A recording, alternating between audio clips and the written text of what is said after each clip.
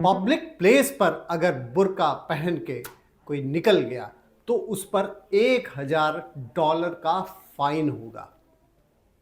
ये 1 जनवरी से लागू हो चुका है, लेकिन ये इंडिया में नहीं है, ये स्विट्जरलैंड में हुआ है।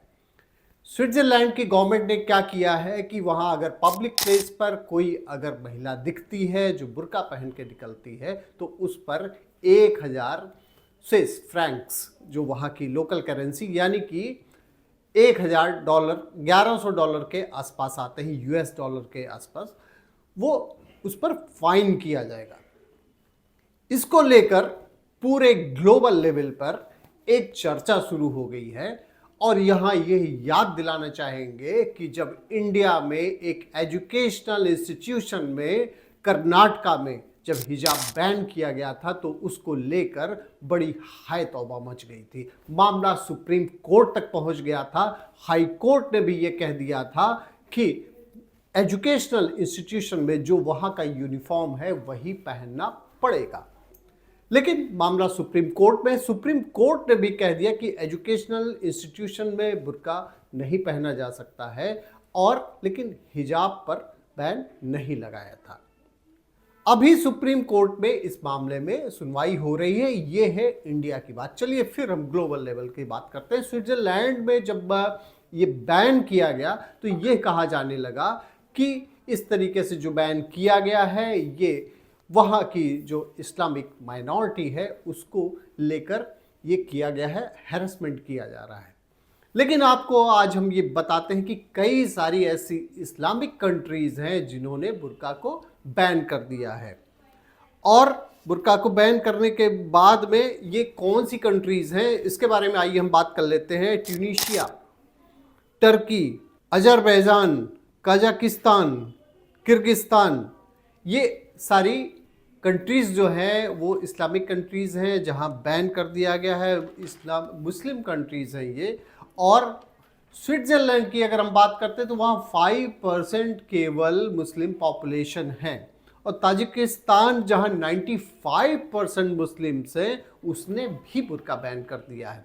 अब आप ये समझिए कि जहाँ 95% पॉपुलेशन है वहाँ भी बैन कर दिया गया, और जहाँ 5% पॉपुलेशन है वहाँ भी बुर्का बैन कर दिया गया। लेकिन इंडिया है कि यहाँ थोड़े से स्टेप अगर लिए जाते हैं, अगर यूनिफॉर्मिटी की बात की जाती है तो तुरंत ही उस पर विपक्ष प्रहार करने लगता है, मामला कोर्ट तक चला जाता है। एजुकेशनल इंस्टीट्यूशन में जहाँ यूनिफॉर्मिटी होनी चाहिए, यूनिफॉर्म इसीलिए बना होता है कि किसी को भी अलग ना देखा जा सके, लेकिन यहाँ वो पॉसिबल नहीं हो पाया। स्विट्जरलैंड में अगर हम बात करें तो वहाँ पे केवल 30 वीमेंस ऐसी हैं जो बुर्का पहनती हैं, और 5% इनकी टोटल पॉपुलेशन है। स्विट्जरलैंड में 8.6 मिलियन वहाँ मुस्लिम पॉपुलेशन है, लेकिन स्विट्जरलैंड ने बड़े स्ट्रिक्टली इसको बैन कर दिया है। ईरान में आपने देखा होगा हिजाब प्रोटेस्ट हुआ, हिजाब प्रोटेस्ट लगातार चला आ रहा है, और हिजाब प्रोटेस्ट करने वाली जो महिलाएं हैं उनके बहुत ही उनके विरुद्ध ऐसी कार्रवाई की जाती है, कई बार वो गायब भी हो जाती हैं। अभी लेटेस्ट आपने देखा होगा कि एक यूनिवर्सिटी में एक महिला ने प्रोटेस्ट किया था, हिजाब प्रोटेस्ट किया था। लेकिन इस्लामिक कंट्रीज में अगर हम देखें, कई सारी ऐसी कंट्रीज हैं जहां पूरी तरीके से बैन है, कहीं कहीं पार्शियली बैन है, कहीं कंडीशनल बैन है, लेकिन बुर्का पर बैन है। इसमें और भी सारी कंट्रीज हैं जैसे ऑस्ट्रिया है, बेल्जियम है, बुल्गारिया है, डेनमार्क, इटली। सोचिए ये सारी कंट्रीज ऐसे जो इंडिया से बहुत ही जो डेवलप्ड कंट्रीज हैं। नीदरलैंड है, स्पेन है, जहाँ एजुकेशन के ऊपर अच्छा खासा काम हो रहा है, एनवायरनमेंट पे काम हो रहा है, और ये सब सारी कंट्रीज बहुत तेजी से आगे बढ़ रही है। कि बेल्जियम की अगर हम बात करें, बेल्जियम इसलिए बैन कर दिया, वहाँ बुर्का बैन कर दिया गया है क्योंकि बेल्जियम ये कहता है कि कोई भी अपनी आइडेंटिटी को कंसील मत करे, कोई भी चेहरा अपना ना ढके, इसलिए उसने बैन कर दिया है। चाइना में क्या है स्थितियाँ, आप जो उइगर पॉपुलेशन है, मुस्लिम पॉपुलेशन है, उनके प्रति क्या रवैया रहता है चाइनीज़ गवर्नमेंट का, और जो जितने भी एमनेस्टी इंटरनेशनल या ह्यूमन राइट्स के जितने भी ऑर्गेनाइजेशन हैं वो हमेशा चाइना को निशाने पर लेते रहे हैं। तो इस तरीके से पूरे वर्ल्ड में अगर हम बात करें तो वहाँ ताजिकिस्तान में देख लीजिए, जहाँ पे पॉपुलेशन अच्छी खासी है उसके बावजूद बैन कर दिया गया। तो कुल मिला के जितनी भी कंट्रीज़ हैं, जिसमें कई सारी मुस्लिम कंट्रीज़ भी हैं, लेकिन कई सारे ऐसे, जैसे फ्रांस में आप देख लीजिए, फ्रांस में जो है वहाँ बुर्का बैन है। फ्रांस हमेशा जो है, और ये सब सारे बैन क्यों किए गए, जैसे फ्रांस की अगर हम स्पेशली बात करें तो यूरोपियन कंट्रीज़ की अगर हम बात करें तो वहाँ बैन इसलिए किया गया क्योंकि इस तरीके से लोग अपनी आइडेंटिटी छिपा लेते थे और क्राइम करने के बाद में उनको पकड़ना आसान नहीं रहता था, इसलिए फ्रांस ने भी बैन कर दिया है। इंडिया में आप देखिए, इंडिया में जब भी इलेक्शन होते हैं, कोई भी इलेक्शन होते हैं, तो जब फेक वोटिंग होती है, फर्जी वोटिंग होती है, तो सबसे ज़्यादा जो महिलाएं पकड़ी जाती हैं उसमें इन लोगों की भी संख्या अच्छी खासी होती है। इसलिए गवर्नमेंट को स्टेप्स लेने चाहिए, लेकिन चूंकि गवर्नमेंट जो है इंडिया में वो सेकुलर मानी जाती है, इसलिए कोई भी स्टेप ले पाने की उसकी हिम्मत नहीं होती है।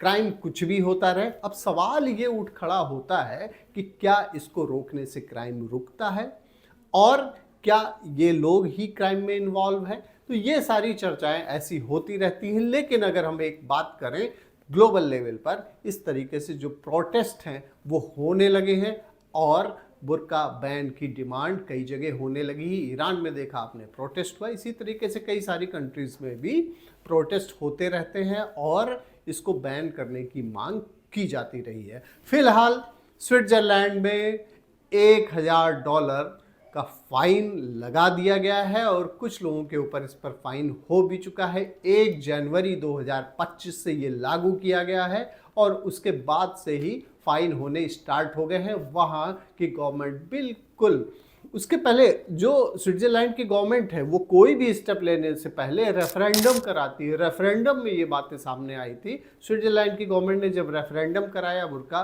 बैन किए जाने या पहनने के लिए आज़ादी दिए जाने के, जब रेफरेंडम कराया गया तो उसमें ये बातें निकल कर आई और उसके बाद में गवर्नमेंट को लगा और उसने बैन कर दिया।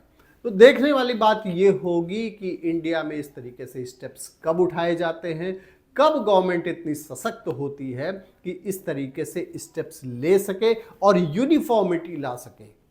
कोई भी किसी भी जात का, किसी भी धर्म का हो, लेकिन कम से कम एजुकेशनल इंस्टीट्यूशन पर और पब्लिक प्लेस पर इस तरीके से अलग किसी को नहीं दिखना चाहिए। और बाकी गवर्नमेंट, जैसे सुप्रीम कोर्ट में भी जब ये सुनवाई होती रही तब भी ये कहा गया कि जो उस समय धार्मिक जो आज़ादी है, धार्मिक प्लेसेस पर आप इस तरीके से आप जो भी आपका रिलीजियस प्रैक्टिस है उसको कर सकते हो, उस पर कहीं भी कोई रोक नहीं है। लेकिन फिलहाल ये सुनवाई चल रही है, तो देखना होगा आने वाले समय में इस पर ग्लोबल लेवल पर क्या कार्रवाई होती है, कहाँ तक ये बातें पहुँचती हैं, क्या ये बैन होता है या लोग जो एडवांसमेंट की तरफ आगे बढ़ रहे हैं वो क्या इन सारी चीज़ों में उलझ कर रह सकते हैं या जिसको जो भी पहनना हो उसकी आज़ादी दे सकते हैं।